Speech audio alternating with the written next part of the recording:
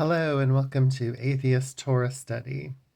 My name is Emma Lugo and I'm your host for a year-long exploration of the Jewish Torah from the perspective of an atheist. This is today's portion is portion Lech Lecha, which is Genesis chapter 12 to Genesis chapter 17. And if you want to understand more about why I'm doing this and what this is all about, I definitely encourage you to take a look at the first couple of episodes where I kind of go into an explanation of why I'm doing this and what does it mean. And I get into a lot of details about what the Torah is about and who's, you know, and I'll chat about that some more. But this week I'm going to begin skipping a lot of the introductions and explanations of what the Torah is about and where it comes from, and I'm gonna be getting more into the text. So today is Genesis chapter 12. So today's story is the story of Abram, and it's the story of Abram and how he becomes the kind of central character in the story of of the patriarchs.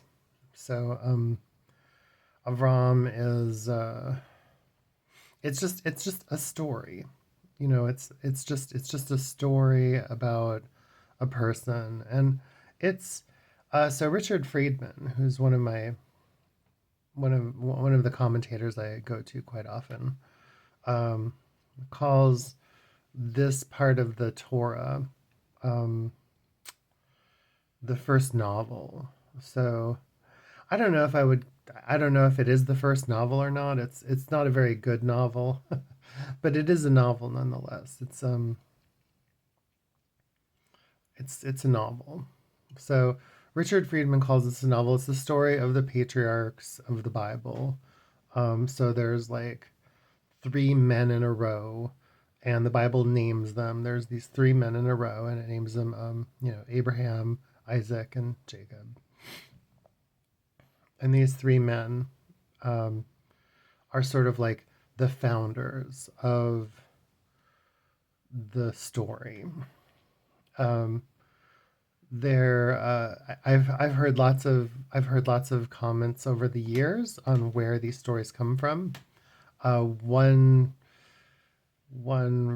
once I read that this was originally an Egyptian narrative that was lifted and put in here to kind of create a point of origin. I've also heard this, like I said, Richard Friedman wrote this. This is a novel.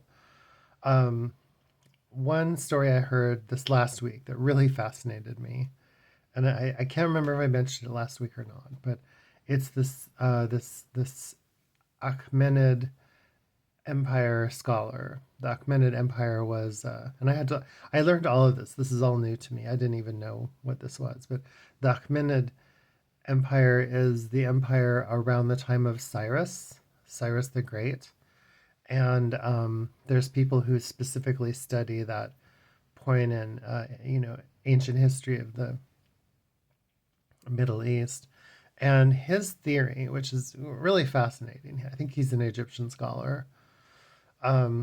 His theory is that the Torah was actually written around the time of the Library of Alexandria. So he thinks the Torah was possibly written during the time when the Jews of Alexandria lived in Alexandria around the 3rd century BC, which would be like so much later than I think I ever was taught or understood the Torah as being written. I mean, I just the Torah, my so up until I came across this theory, which again, these are all just theories. I mean, the original theory is that Moses wrote the Torah, but I mean, that's what was told for years. Anyways, but but before this, like for me at least, just as I'm just, I'm a nobody. I'm just some person who is interested in this, and I practice this tradition because it is very meaningful to me. But I mean, I'm an atheist, and so I don't believe any of it. I mean, I don't believe any of it's true, but I believe that it's deeply meaningful in a personal kind of way. Anyways, this before I came across this theory, uh, I believed that the Torah was written around like 576 BC, which was there was definitely a time during the Neo-Babylonian Empire. And I'm learning all of this too, because it's like I know some things about ancient Middle Eastern history, but there is a lot to know. And for an amateur like me, there's just tons to know. But I thought that the Torah was written around 576 or 586 BC, which was the time of the kingdom of Josiah. Josiah was one of the kings of, uh, around the time of Josiah, who was, I believe he was a king of Israel in the 6th century BC, after the Babylonian exile, when, at least according to the narrative, Israel was kind of like reconstructing its its identity as a people after 70 years of exile. I mean, it doesn't really matter that much exactly when the Torah was written. I mean, it's an ancient document. It would be like getting into the details of the Epic of Gilgamesh, which I also reread this week. I love the Epic of Gilgamesh. Oh my God. It's like I hadn't read the entire text of the Epic of Gilgamesh in like 20 years, and it's so beautiful.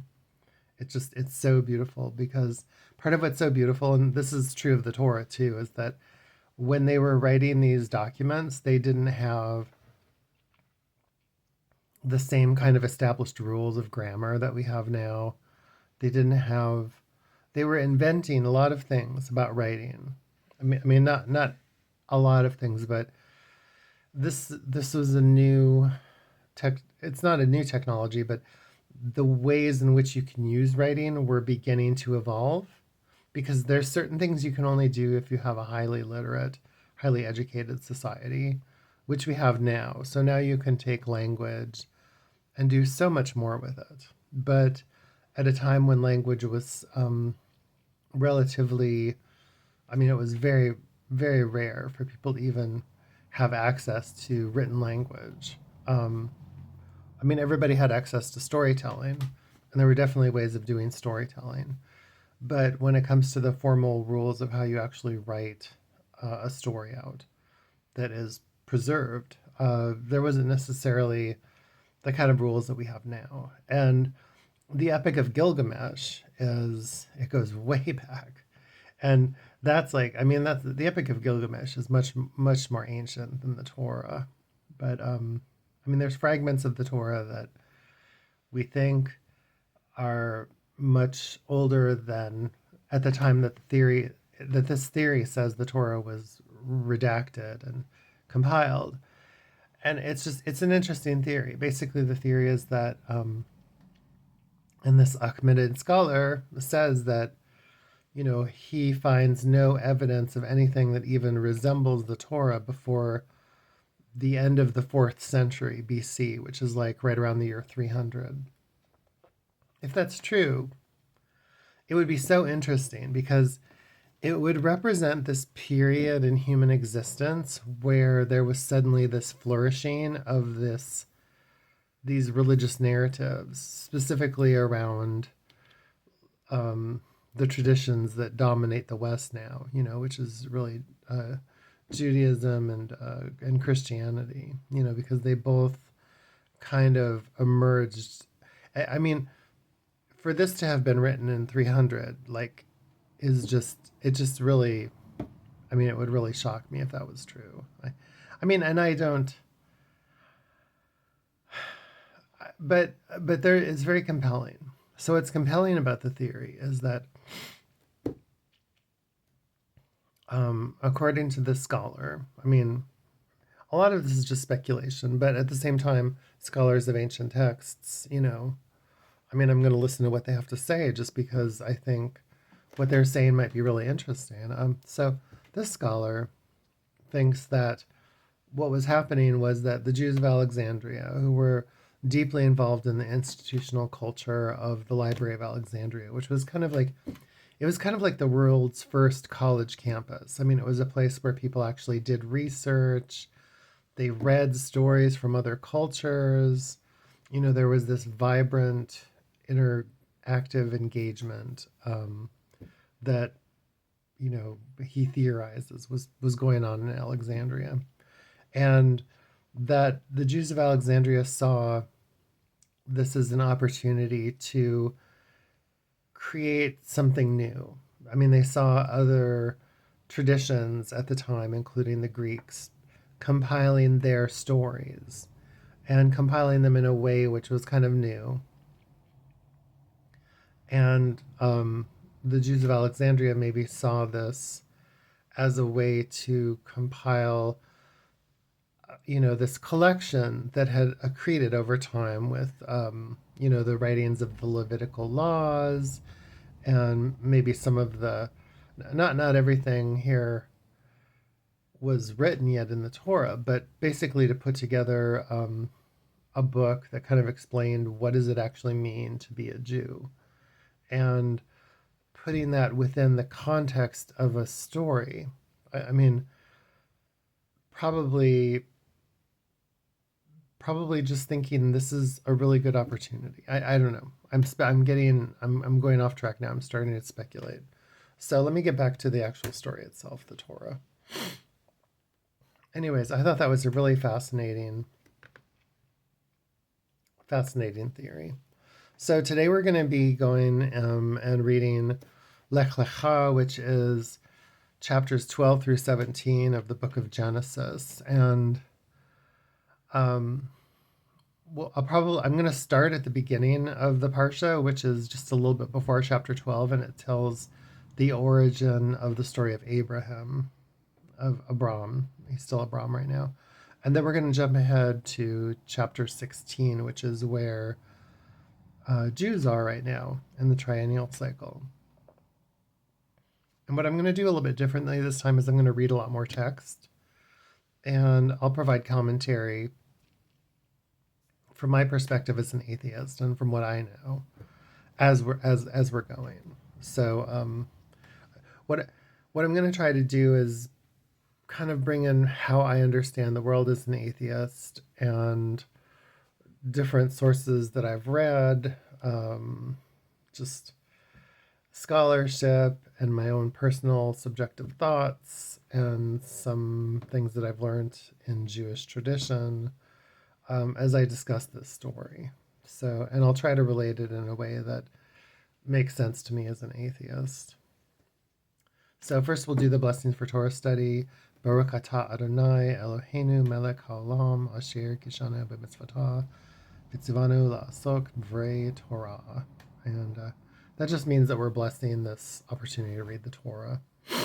So here goes. This is Genesis chapter 11, verse 27. And I'm reading Sepharia, which is sefaria.org.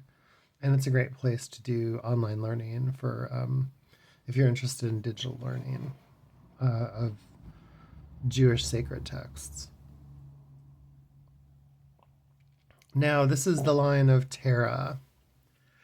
So we're basically at the very beginning here. There's this long story of and the Torah does this a lot. It goes through. So this is right after the story of Babel, which we talked about last week, which is a great story. I mean, the story of Babel is a story about.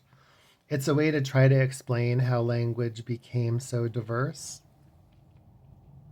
And I mean, in *Sapiens* by by Harari, Yuval Harari.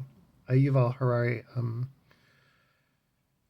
argues that the complexity of human language started because people evolved in different places, and since people evolved in different places all around the world, and we have a unique capacity for language, which again I reviewed this last week. Chomsky thinks that people there's probably an evolutionary component to how we specifically use language, and Chomsky thinks that that happened, a long time ago, maybe a couple 100,000 years ago. These are both. This is just theories. I mean, we don't exactly know how language evolved, but I mean, it kind of makes sense. If you go almost anywhere on Earth, you'll find that language follows regionalism. So people who live in the same area language tends to kind of reflect how they are used to talking to each other. And this kind of assumes, and it's really interesting because the Torah does this a lot, it assumes that there was a time when everybody spoke the same language. And the Torah is really interested in this. Like the Torah is interested in this idea that there's this divine being, this made up entity called God that has somehow decided to create the world himself, and has then decided to destroy the whole thing and then start over and then destroy it again. And now he sees all these people and they speak the same language. And, I'm not sure why the story would start with this assumption that everybody speaks the same language. I don't know why it wouldn't start with an assumption that like everybody's different and that there's that it wouldn't reflect the reality of the world in which it lives in. But this is I'm not going to say it's mythology because it's much more than mythology, especially for people who practice these traditions. But these are stories that serve the same function as mythology. So these are origin stories. And I suppose maybe for the people who are writing this, it seemed to make more sense to sort of start with this idea that everyone is unified and then somehow they're all fractured, and having lots of different languages is part of what fractures people.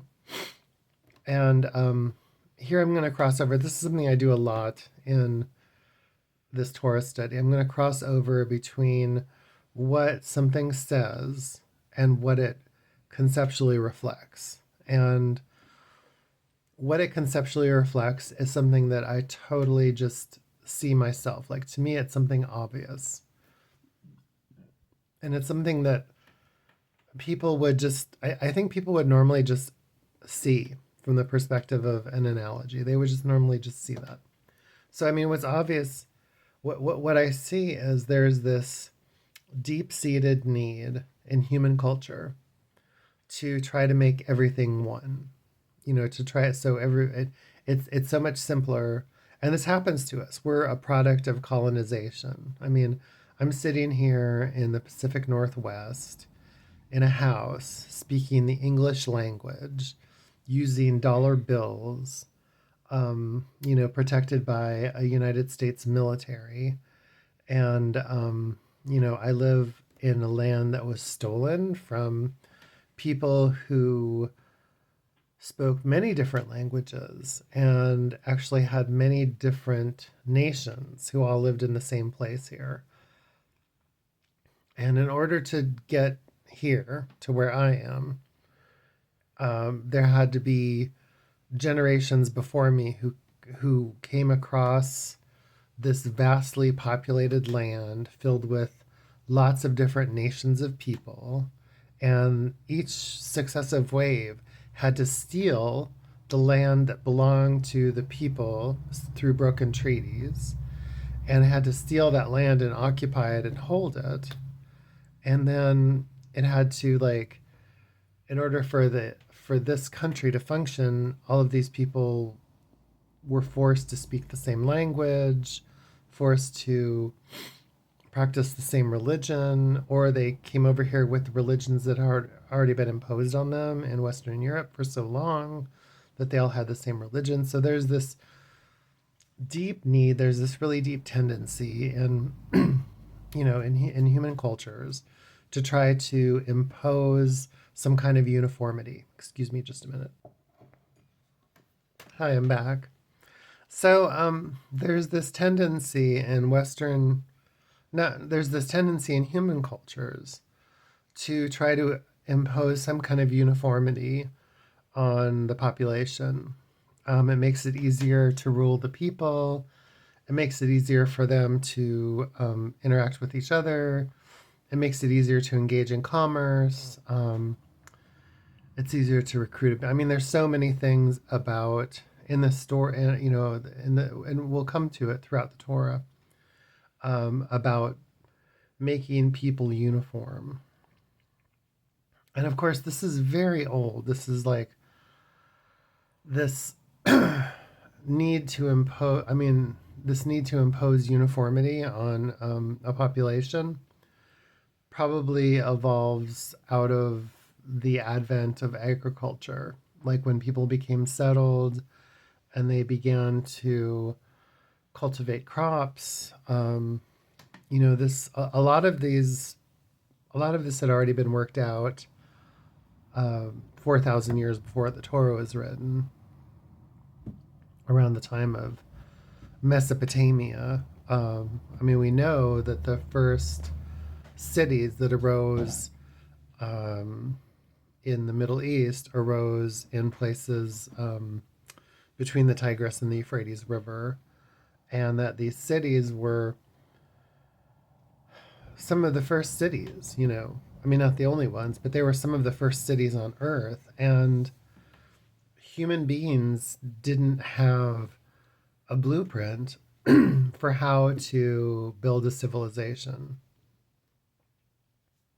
We don't know exactly what humans did, but a lot of the problems that went into trying to build a civilization are actually incredibly well preserved in the Torah. And that's one of the many reasons I have so much respect for this book. But this book preserves so many stories about how culture and civilization struggled to perpetuate itself. And it contains a record of that narrative. And it's very specifically a record of that narrative. And I think that part of what's so interesting to me about the Torah is that, people ascribe this to a God. I mean, they ascribe this to God because they think that that's who did it. And what they're doing is they're trying to explain so many complicated things that there's some things that we still don't even understand. Like, we don't understand everything about what consciousness is, if consciousness is even real. We don't understand everything about where we get our ethics. I think we know that we get our ethics from a combination of probably deeply built-in evolutionary guideposts, things that we, uniquely inherited as mammals. And then as our species differentiated, there's things that were just built into our survival that we had to do. I mean, we definitely evolved in groups. Excuse me. I mean, we definitely know that we evolved in groups. So anyways, okay, so back to the story. This is a story about the origins of human civilization, and these people are trying to explain how they think human civilization evolved. I mean, and at the time that they were writing this, nobody knew how it evolved. There wasn't. We didn't have anthropology. This is like 4,000 years after the first city-states. And by this point in human history, that we had already gone through most of the Bronze Age. We were into the Iron Age. People had already been conquered, destroyed, rebuilt, conquered, destroyed, rebuilt, moved around from one place to another. Um, you know, agriculture was a complete disaster for human beings. Agriculture has been a total disaster.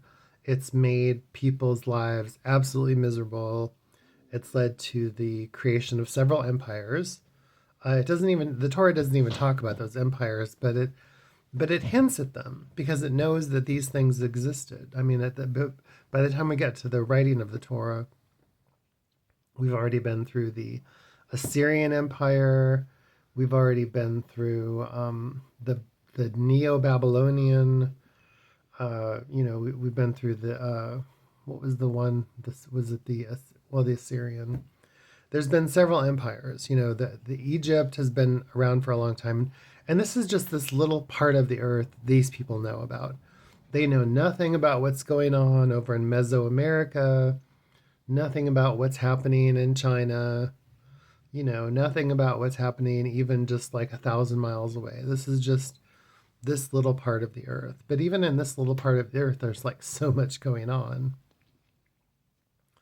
And these people's lives have been turned over from one generation to the next. And it's very frustrating. I mean, a lot of this story, I think, in a way, is trying to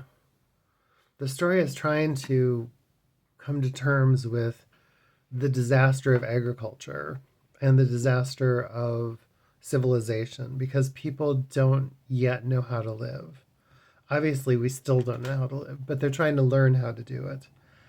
And like so many civilizations around them, they have created a god or a deity to put in front of them. And this deity is supposed to kind of be in charge of the whole process. And the deity knows what he's doing, and the people are sort of learning. But the deity is also learning about the people. So the deity doesn't know everything that the people are going to do. I mean, the deity knows that he created something and that, they're presented as sort of unpredictable. And that falls in line with how a lot of ancient stories tell the stories about the relationship between the gods and the people. Except in most ancient mythologies I've come across, the deities are actually the ones who are very fickle, and the people are kind of consistent. And in a lot of other narratives I read, including like if you read the Epic of Gilgamesh, the deities are, they change their mind. They're actually very human.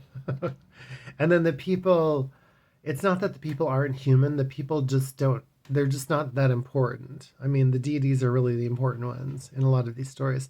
Now here, in this story, the deity is fickle. I mean, so the deity, we've already seen the deity create the world. He's already destroyed the world once. And now he's going to impose all these strange laws on these people. And you're just like, why is this happening? Why is this happening?